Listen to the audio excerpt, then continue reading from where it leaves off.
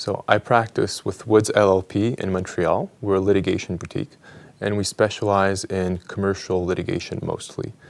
And the way I decided to practice at Woods was because I was very interested in commercial litigation.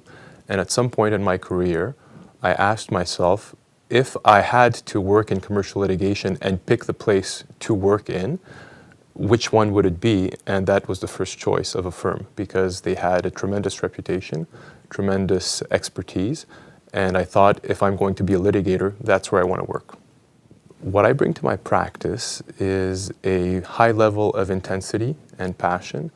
I am a very hardworking person, and at the same time, I'm extremely rigorous in my practice, and my clients benefit a lot from the attention I put into the work and from the depth of analysis that I can bring to a file.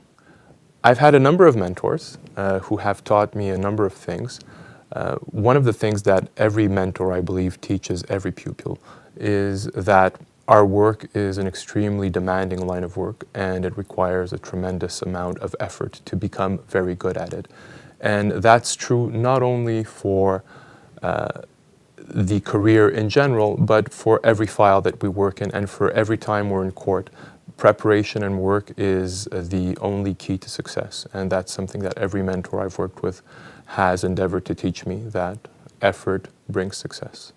Pro bono work is something that's dear to me. Whenever I can take on a pro bono file, I do that, and examples would be such as when an injured person has to deal with the government or what's called the Société des Accidents Automobiles du Québec in order to get compensation. Often they will be pitted against a governmental machine and they don't know how to deal with that, and they are naturally vulnerable because they've been injured. So I've done that in the past and I continue to do that. I help people to assert their rights vis-a-vis the government, and I do that on a pro bono basis.